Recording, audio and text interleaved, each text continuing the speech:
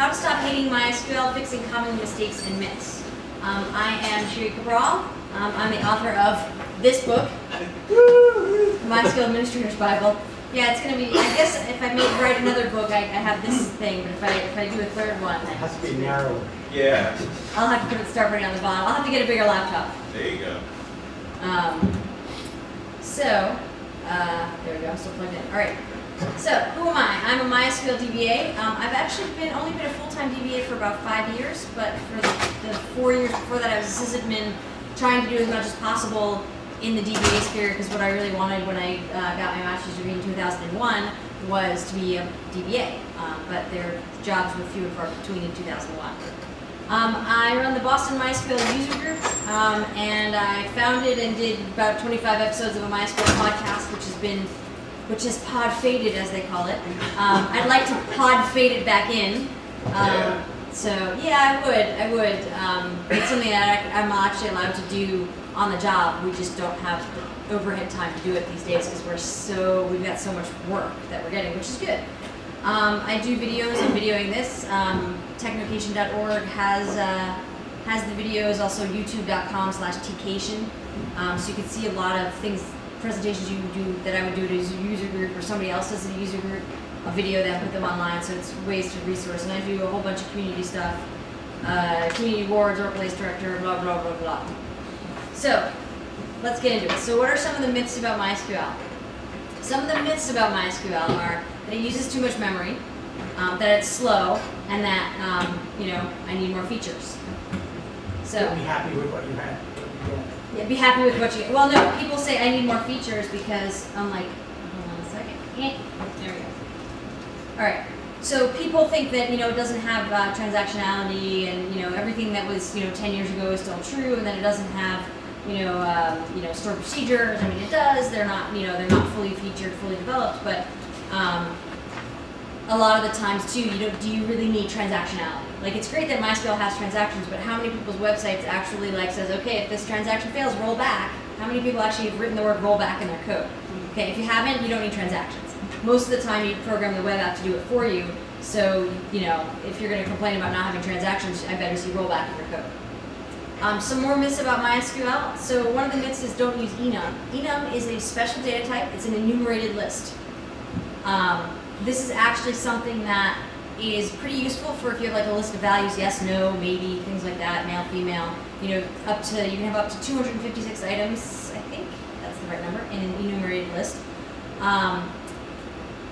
It's good because you can kind of have sane foreign keys. So for example, if you want to say, what's your status? Is it 0, 1, 2, 3? You could say, okay, your status is paid, free, expired, and you can actually use those words in the text, and you don't actually have to join with another table. So it's not like the status is 1, and then you join with another table, and that table has 1 and expired. So you can do that. One of the reasons not to use an enumerated list is that if you needed to add a value to it, before MySQL 5.1, which is the current version, you had to do an alter table which took it offline. Right now, if you want to add a list and an item to the end of an enumerated list, so the list of allowed values, it's an online operation. Schema changes take forever. Again, it's a half myth. Myth, yes. Sorry, can't say the word myth without thinking of that. One person is old enough to remember the Muppets, so there you go. Besides me. Schema changes do sometimes still take forever, but not all of them. Some index adding, at the end of a row, that kind of thing, can be done online now these days. You don't have to restart to log. Again, in MySQL 5.1, to turn on general logging, you just, okay, here's the turn it on, and it goes on, turn it off, it goes off, you're done. And there is, in fact, partitioning. And these are all in MySQL 5.1. MySQL 5.1 came out in, probably a year and a half ago, 2.5 years ago. It was definitely in October, November, but it's out, it's stable. It's on 5.1.44, 45, so it's not 5.1.0. And there's just a lot of stuff that people have been needing. So if you want this to look at things, there's a why you want to switch to MySQL 5.1 which these slides are actually in your handout on your USB key. And this is basically an overview of features such as online index add, and you can see exactly what's there, the partitioning. And then this one is actually really, really useful. I did a What's New in MySQL 5.1 presentation a few months after it came out, and it was a presentation that didn't necessarily talk about the new features other than, hey, now you have this new feature. What it talked a lot about was, here's what you might need to change to upgrade. The upgrade path is very easy. For the most part, it's really just kind of like, okay, turn off MySQL, upgrade, turn on MySQL. There's a couple of gotchas. If you have store procedures and stuff, you have to export them and import them. But basically, that's one of the things that this is good at. There's a presentation, and there's a paragraph and a video, and then under the video is basically a bulleted list, which you can print out and check off as you do. Okay, do we have this? Okay, we don't have that? Great. And I'll show you what it looks like. bit.ly/my51 upgrade. MySQL 5.1 upgrade. So it looks like this. Yes, so in a nutshell, you can go to the documentation, release notes, whatever. Here's the video, and then underneath the video, here's the most important things to know when upgraded, and it's literally, okay, it's added a plugin table, so make sure to run fixed privileges table. Here's where you export. Log is deprecated, use this instead of that. So all the parameters that you might need to change, and it's not very, very long. Things like isim is removed, you probably don't use that. So this is basically everything you need to know about making your current application compatible if you're on 5.0 to upgrade to 5.1. There were some important bug fixes and important changes that you can see as well.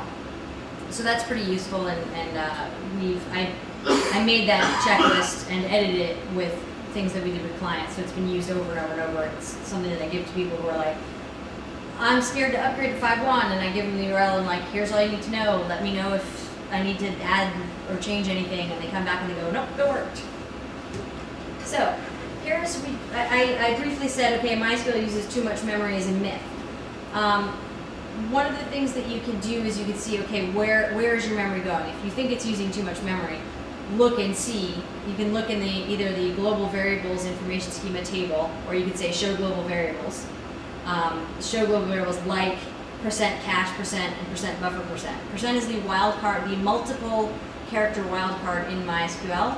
It's 0+ characters. There's also underscore, which is 0 or 1 character. So you can do that to see all of the memory parameters, and say, okay, am I using the query cache? One of the interesting things, I just brought up the example of a query cache, but one of the interesting things about the query cache is that if you have the query cache set to off, but the query cache size is the default of, I think, 8 megabytes or something like that, it will allocate those 8 megabytes, even though you're not using it. And there's a lot of little stuff like that. The idea is that MySQL will use memory, and if you're not using it appropriately, your application's going to be slower. So some people might just say, okay, we're going to put everything in like 1 or 2 big caches and we're done. And in that case, you might be using too much memory because you have a 16 megabyte database and a 4 gigabyte RAM server. You don't really need, to allocate all 4 gigabytes to MySQL. So a common mistake is wasting memory. These are little things. I said query cache size if the query cache isn't used. So if you have the query cache turned off, the query cache size, you want to set it to 0. BDB cache size, BDB log buffer size, this is in 5.0. In 5.1, BDB has been deprecated, but by default, these are, it's a couple megs, 8 megs or so each. If you're using a 32-bit operating system and you have 16 gigabytes of RAM, it's not going to help you. MySQL, unfortunately, is a single-threaded process, so it can only use up to, theoretical maximum is about 4 gigs on a 32-bit system. Actual maximum that I've seen on systems is about 2.3, 2.4 gigs of RAM, because there's overhead and the operating system takes some memory and all that kind of stuff, but there's also context switching overhead between queries and all that kind of thing. So you're going to be wasting memory the other way in the sense that you bought this memory and you paid for it and you cannot use it if you use a 32-bit operating system. If you've bought hardware after about 1980 or so, maybe 1985, you could probably put a 64-bit operating system on it. The myth, the query cache is faster. This is a myth because the query cache is not necessarily faster. If you have a very small application with very simple queries, turning the query cache on can be fast. What the query cache is, the way that it works is it takes a hash of your query, so it takes like the text of your query, makes a hash of it, then checks the internal query cache to say, do I have this hash? If I do, get the results from there. If I don't, do the query as normal, get the results, try to put them into that query cache. The reason that this isn't very efficient for a lot is that, first of all, some people just turn it on. So the query cache type 1 is on and 0 is off. So on means it's going to try to cache every single query. It's trying to look for every single query in the query cache. You can actually put an SQL no cache here in a select query to not do it, so that if you're doing a big export, you're not killing your query cache. But one of the reasons that this is kind of a myth is that, first of all, you may be doing a lot of overhead. You may not actually be using things you put in the query cache. The second thing is that if you have a lot of dynamic queries with data that changes, because it's doing a hash of the query, it's not doing a hash of like a parameterized query. It's doing a hash of the query. So if you say select, sum of ratings where blogger ID equals 7, that specific query is going to be cached in the query cache. Now if you do it for ratings where blogger ID equals 8, that's a different cache in the query cache. The other reason that the query cache doesn't work so well is that whenever you update a table, MySQL will invalidate all of the queries in the query cache that use that table, whether or not the rows that would be affected by that query are updated. So now that I've described how the query cache works, you pretty much are like, okay, I can see how they coded that. It's a real big hack. And it really is a real big hack. So hence, use memcache for caching common queries. However, you can use the query cache to your advantage. For example, if you do have something with what I like to call semi-dynamic data, and one day this will catch on, or I'll keep telling people until somebody gets this idea.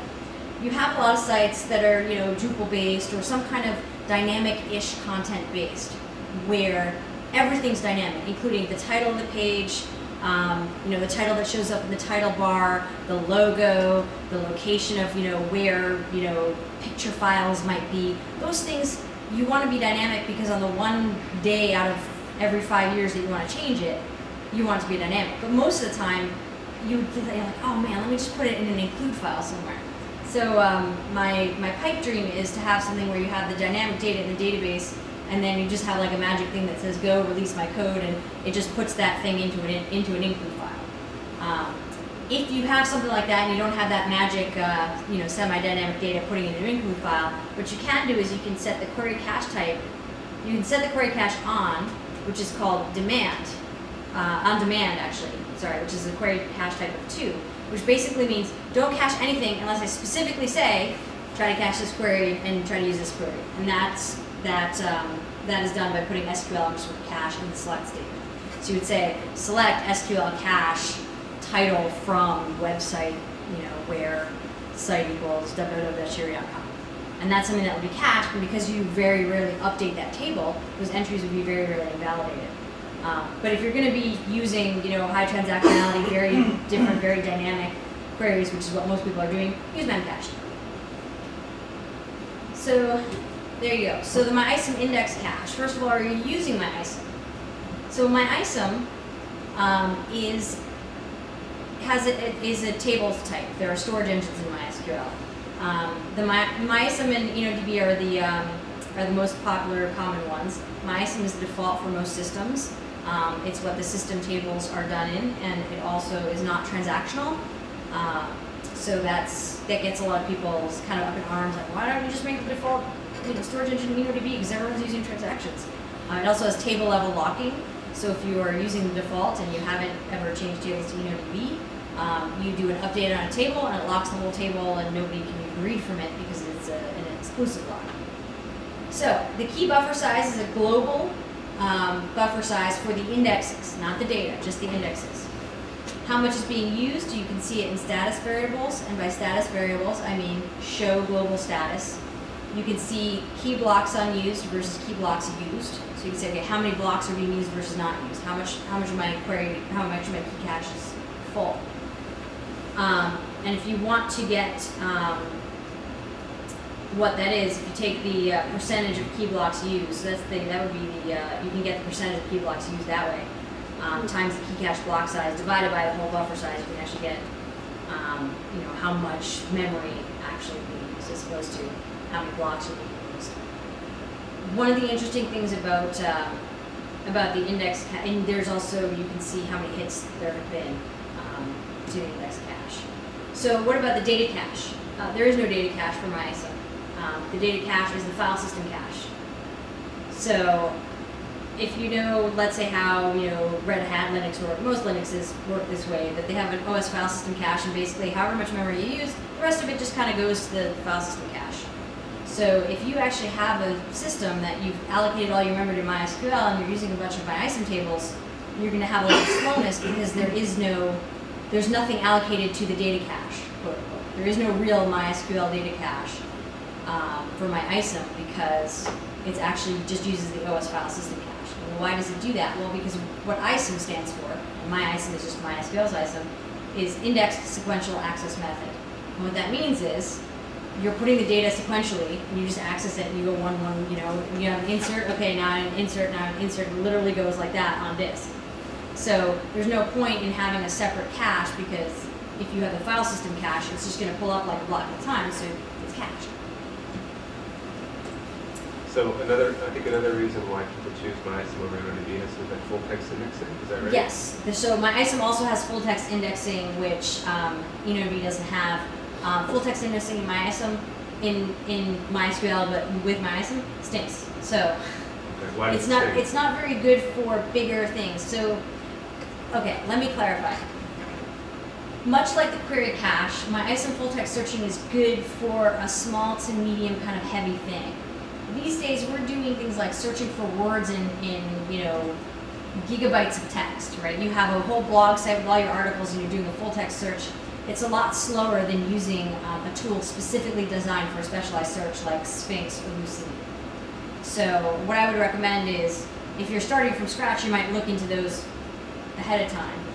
If you've already got it, you probably don't have to worry about it, but if you see it starting to get slow, it may be because you're running into some of these limitations of MySQL, where the way that the full text index works is it basically finds all the words and says, okay, here's an internal mapping of which articles have which words in them, and so then when you do a full text match, you end up looking at that. But you could have gazillions of words, and that takes a long time.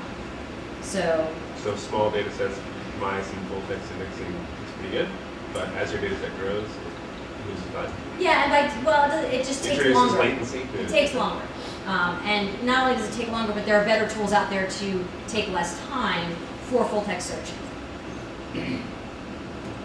So InnoDB buffer pool. So InnoDB is the other storage engine I mentioned. Most people use it for highly transactional stuff, especially if you're doing a lot of inserts and updates and deletes and reads. If you're doing reads and writes at the same time, you probably want to go with the InnoDB buffer pool, or the InnoDB as the storage engine. The exception is if you're just doing a lot of inserts like a logging table or something. MyISAM is actually better because we do concurrent inserts there. So the InnoDB buffer pool. So the InnoDB buffer pool is what is the cache for the data and indexes for InnoDB. It's not separate, right? In MyISAM you have a separate index cache just for the indexes. In the InnoDB, it's everything. It's globally allocated on startup, so even if it's not used, you're going to allocate all of it. How much is being used, you can see in the global status variables of InnoDB buffer pool pages free versus pages total. And then you've got some per thread memory. So I'm just kind of quickly going through some of the, basic, if you think MySQL is using too much memory, here might be some things you can look at. If you're not using MyISAM at all, you don't need a very big MyISAM key cache. If you're not using InnoDB at all, you don't need an InnoDB buffer pool. And one thing you can do is, as you tune your system more, you might end up changing some tables from InnoDB to MyISAM or MyISAM to InnoDB. And you might not think, okay, well, I just changed this big table from MyISAM to InnoDB. Let me increase the InnoDB buffer pool size. These memory parameters are allocated per thread. So you have a binary log cache size, 32 kilobytes. Max binary log cache size is 4 gigabytes. So each thread in MySQL could use up to 4 gigabytes of memory. Net buffer length basically net buffer length is the minimum size. Basically, when you finish a query, you kind of go there. There's still the 16 kilobytes allocated. The max is by default 1 megabyte, but can go up to max allowed packet. So basically, when you start a query, you have this net buffer length, which is changeable, of 16 kilobytes. If you have really tiny queries, you could probably kind of make that a little less. Usually, you don't do that. Usually, you might need to change max allowed packet. If you do need to change it, you'll get a very obvious error in MySQL that says, I got a packet that was bigger than max allowed packet. If you set max allowed packet really big, it's not going to be a problem unless you actually send too much data. So there's no worries of sending a really big. You're not actually allocating anything when you're setting it. It just can go up to it. But That's why it's max allowed. Max allowed packet has to do with not only just select but the update too, right? It's bidirectional. Max allowed packet, yeah. It's not just what you're sending but receiving as well. And then also if you have clients, you also need to juggle max allowed packet at the update or something like that, or at the select. If I remember right, if you go above like 16 megs or something, I think the default configuration of like those clients or default like this calls from clients is capped at 16. So if you jack max allowed packet through the roof upstream of the server. Right. Yeah. So and probably one of the most common ways that you find that is you have a server where you take an export of it with MySQL dump, and a lot of times you'll say, okay, well, I'm doing an export with MySQL dump, I want to set the max allowed packet really high, and then you try to import it to a different server, and that different server doesn't have its, or you try to import it to the same server, but MySQL doesn't, the MySQL D section, daemon, doesn't have the same max allowed packet, then you'll get something. But it's very easy to spot the error, because if you get an error, it won't continue, it'll say, I got an error bigger than max allowed packet. So it's a pretty easy error to spot. I guess the point is if you set max allowed packet really high, you're not going to run into memory problems unless you're actually sending all that there. So per thread allocated as needed. Join. So again, these are per thread, but you're not necessarily allocating it unless you're actually using it. So for example, you have a join buffer size, read buffer size, and then a read ran buffer size. For random table seeks, these are so it's only if you're doing this in the query. There's also, I think, sort buffer size we might see on the next page. One of the problems is that you could say, okay, let me calculate how much total memory MySQL could possibly use. Let me take the number of maximum connections times, let me add up all these per thread buffers plus the global buffers. The problem with that is, realistically, when are you ever going to have, your maximum number of connections all connected, all doing, you're not even going to get one query that's going to do join buffer, read run buffer, and sort buffer, and all that stuff. In fact, you're probably not going to have read buffer size and read R&D buffer size in the same, you might have in the same query, but not working on the same table. So it's very hard to determine what's a sane amount of memory for this stuff so that MySQL doesn't try to allocate too much memory that doesn't exist on the system and then crash. That can be a difficult problem to deal with. Preload buffer size when preloading indexes, sort buffer size for sorting, MyISM sort buffer size only. This is only for index sorting when you're doing a repair, optimize, or creating indexes. So this is actually one way, by the way, to speed up if you're doing an alter table adding an index, let's say 5.0, or if not an online operation. If you make this really large, you're doing an import that might do this. If you make the sort buffer size very large for MyISM and add an index, that adding an index will actually go faster because there's more memory, less disk I/O. Temporary tables. So temp table size and max heap table size. For whatever reason, however it was done happily in MySQL, when you have a table size, when you have an intermediate temporary table, so you're doing a join of two big tables, right? MySQL needs to put some temporary intermediate table. It's not quite done, maybe sorting or whatever. It starts to put it in memory. After it gets over a certain size, it starts to write it to disk. Your file I/O is going to be probably one of your biggest bottlenecks. It is for a lot of our bigger customers. But if you're finding you're using too much memory, you might take a look at your temporary table size, your max heap table size, because what MySQL does is it takes the minimum of both of these. So the best part is one of these is 16 kilobytes by default, and the other one is 16 megabytes by default, and the other one's 32 megabytes by default. So it seems kind of silly to have that, since if one of them is 16 megabytes, the effective size is going to be 16 megabytes. But that's how it is. It's actually very good for me because I can see if anyone actually bothered to look at it and change it or not. One of the tricks that I do, by the way, is in the configuration file. So you can start up MySQL and use it without any configuration file at all. Completely blank configuration or no configuration file. One of the things that I'll do is I will actually, when I'm looking at parameters, if I look at the parameter and I say, okay, that default is the right, that happens to be the right size for this, I'll actually write it in the config file. I'll actually say, join buffer size equals 1 M, even though 1 meg is the default join buffer size. And to me, that's a sign that somebody looked at it and decided that was the right value, as opposed to, do I know if you've looked at it or not? I have no idea if it's just left as the default.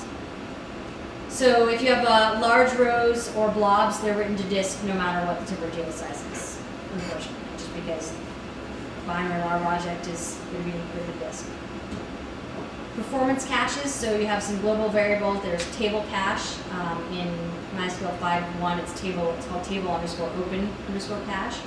What that is when you open a table, it puts some stuff into memory, and there's overhead if you open and close a lot of tables. If you have table cache, there's less overhead.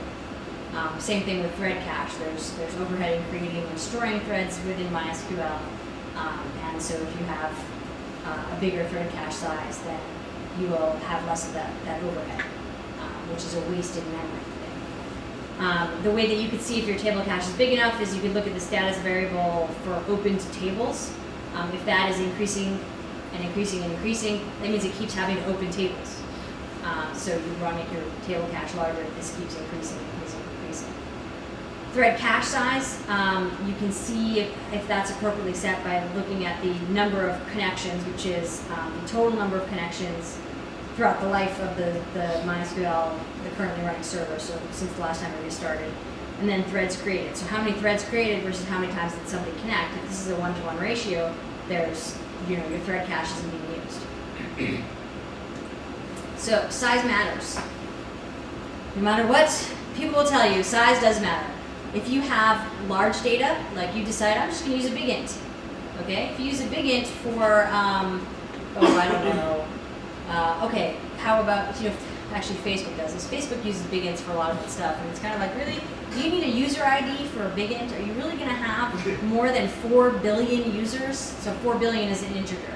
And if you use integer unsigned, the range is like 0 to 4 billion. So you're going to have like literally half the world on Facebook. Okay, maybe. But for your personal shopping website, do you really need a big int? Probably not. People do this a lot for, they'll use an integer because they have like a Boolean flag and they want 0 or 1 and they use a 4-byte integer. So you really don't need a 4-byte integer. Now you also don't want to screw yourself over by using the smallest possible data type and then limiting yourself, right? So if you do end up having some kind of sales ID, you might say, well, we're really going to have more than 65,000 sales, and maybe I'll just make it like a medium int or something, or don't screw yourself over. If using one more byte is going to save you from having to alter the whole table in the future, that's great. But try to be realistic. So if you have large data and large indexes, it's going to use more memory. If you have fragmented data or fragmented indexes, it's going to use more memory, because when it pulls up the the index page, it's going to pull up the page, and it's going to pull it up in all its fragmented glory. And also larger and fragmented data and indexes take more time to search. So it's in your best interest, not just for memory usage, but for, hey, MySQL's being slow, to defragment your data.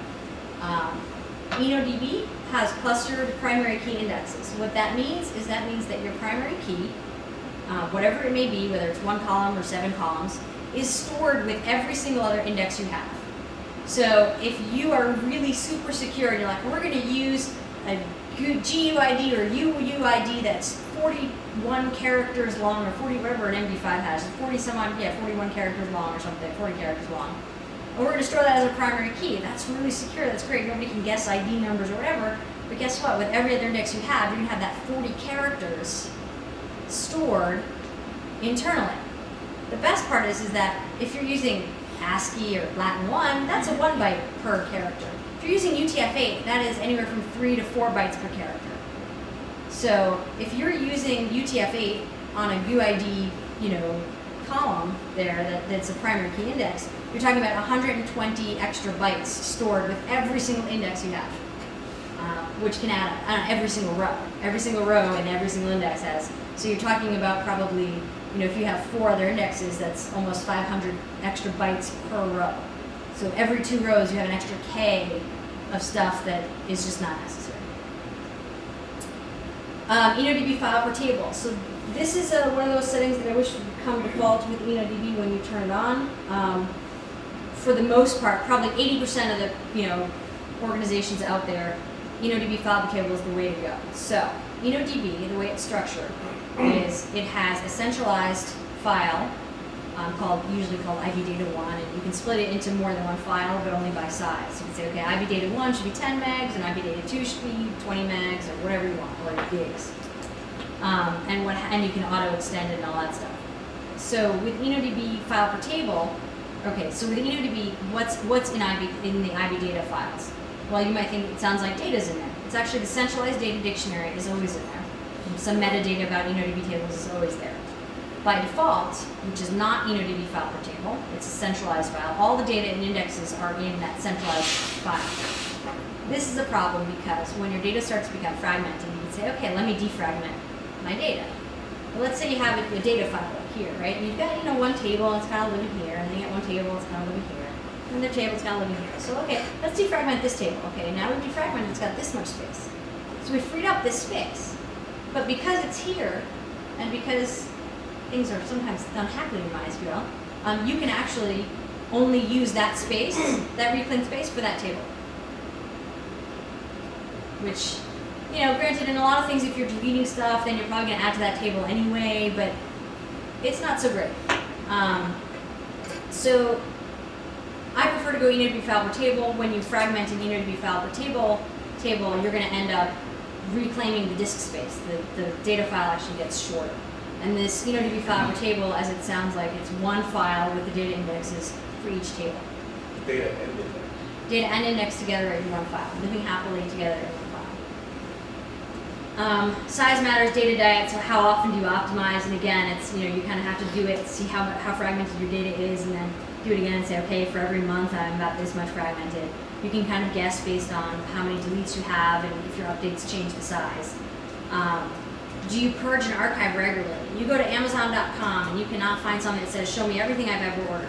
You can show your 2009 orders and your 2008 orders and the orders of the last 6 months, but you can't do that. Why? My guess is they probably have different servers with different years of data because there's so much data, you can't do that. So if Amazon.com can do it, you and your company can probably do it too. Follow large deletes with an optimize to defragment. So a schema diet. IP addresses, if you have an IP address, don't use text. Okay, 192.168.1.1 does not need to be text. There are functions where you can use an integer. You can say, okay, there's a function called inet_a to n, which is address to number, and inet_n to a, which is number to address. Timestamp versus date time. Timestamp goes from like 1970 to the start of the epoch to the Y2K for Unix time versus date time. So the timestamp is 4 bytes because it's 4-byte integer. Date time is actually 8 bytes because you're actually just taking 4 bytes for the date and 4 bytes for the time. Which one do you really need? Well, if you need something before 1970 or after 2038, I guess it is, then you need date. Then you need date time. Otherwise, you might be able to get a timestamp. And then strings versus numbers versus enum and set. Again, enum and set. Set is actually like an enumerated list, except you can have more than one. You can have any kind of set of, if you want items 1, 2, and 3, or 1 and 3 only. You can do that. So what's best? I have seen people use numbers in a string field. It's like, why are you using 1 character when you can use 1 byte? Or why are you using 4 characters when you can use 1 byte? So MySQL is slow, memory disk trade-offs, we just talked a little about that. If you have RAID, make sure you're checking your RAID. One of the greatest mysteries that I love to solve over and over and over is, a company says, MySQL is really freaking slow, we don't know why it's slow. We go in, we look at the memory parameters, everything's set fine, we're looking at their temporary tables, they're not having a lot of disk I/O, we're not sure what's going on. And so when we get to this point where nothing is seeming right, we turn to them and we go, aha, this says to me, do you have RAID? Are you checking your RAID disks? Is one of your RAID disks dead? Because what's happening is one of the RAID disks is dead. It takes forever to do a write, But they don't know about it because one of the rate is that they're not monitoring.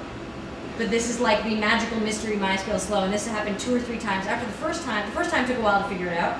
After it happened 2 or 3, after it happened again and again, and I told the client, they thought it was genius. They're like, how'd you know? I'm like, it's just, if it's not that, it's probably some hardware failure, and it's usually rate.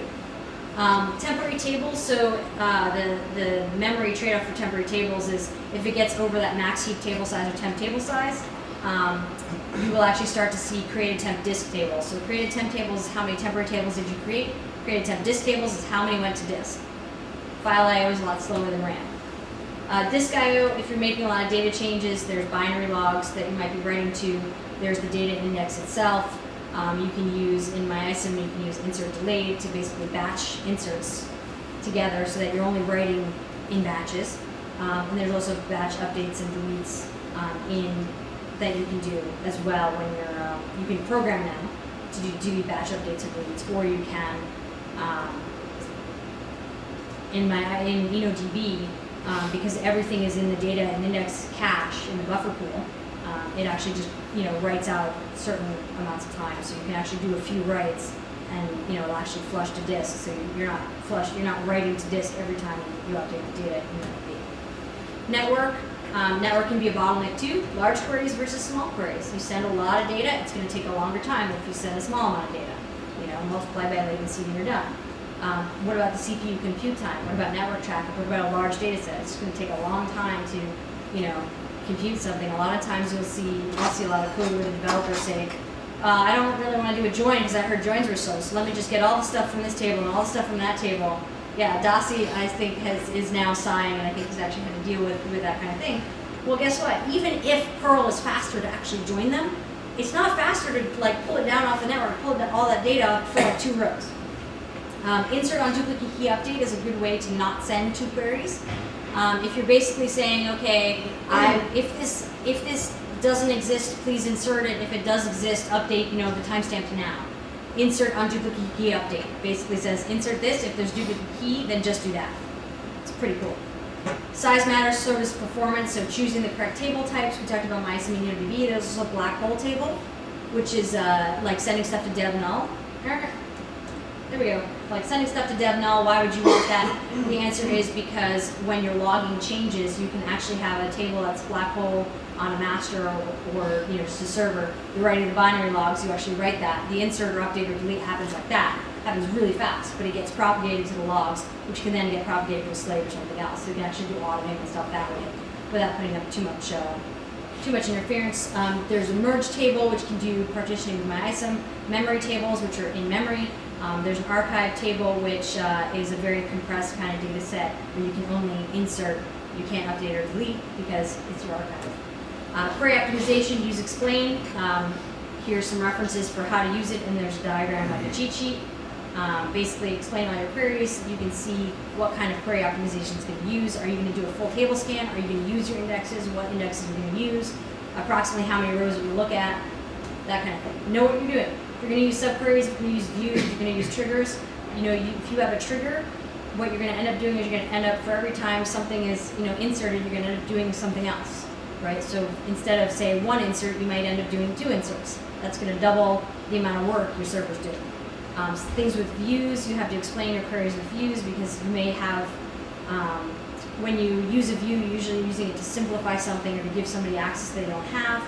And then a developer might see the view and say, okay, I'm going to use that and do a very simple query, but because the view underlying is a little complex, it can end up being pretty complex. Subqueries, you want to be careful you don't have a dependent subquery. Parentheses in a declarative language like MySQL are not the same as parentheses in something like mathematics, where you're like, oh, just do the inside of the parentheses first, and then use the outside, use the results of that for the outside. That's not how subqueries work in MySQL.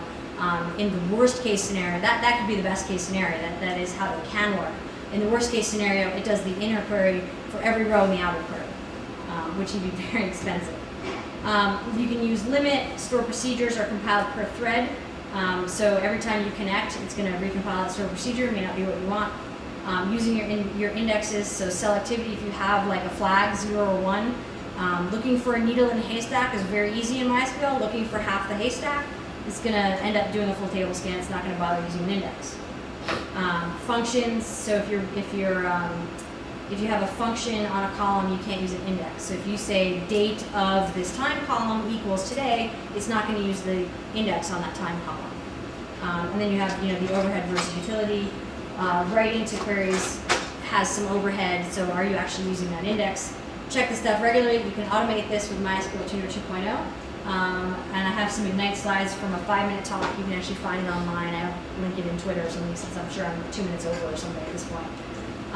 But you can check all of these parameters and stuff regularly with MySQL Tuner, which is basically a sanity check. And what I'm actually going to do is I'm going to go to this slide, which is basically, what it does is it parses a config file. And the config file has a label, comparison and value, and expression and output.